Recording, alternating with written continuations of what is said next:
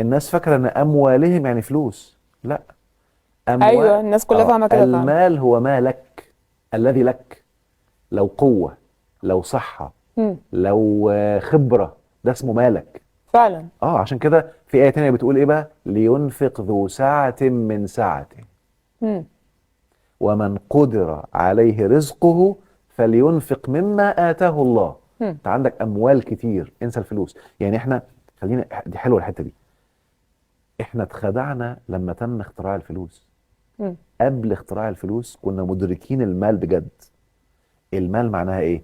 انا النهارده عندي رز، وحضرتك عندك عدس. ايوه، هديكي شويه رز من عندي الناس واخد كانت عدس. بتتبادل انا عندي قوه المنتجات. فهاجي اشيل من عندك حاجه وتديني اكل.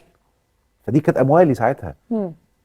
لما اخترعنا الفلوس، الناس بقت مركزه على الفلوس. لا، انت عندك عملات تانية. في حد ايوه. عنده عمله اقناع، في حد عنده عمله حسن كلام، في حد عنده عمله اديتنج ومونتاج، في حد عنده عمله اخراج. انت بتطلع عملتك وبتحولها لفلوس. امم. فابدأ دور على العملات بتاعتك عشان تعرف تصرف. الميزات بتاعتك اللي انت ايوه، متفوق فيها. المميزات اللي عندك ده اسمه مالك اوكي. الذي لك، اموالك الحقيقيه امم. اللي هتاخدها وانت قاعد كده رايق وتحولها لفلوس. ولو فكرت في كل نوع بيزنس، لعيب الكوره ماله احترافه في الرياضه، امم. يعمله كويس، ينفقه صح، يحولها لملايين.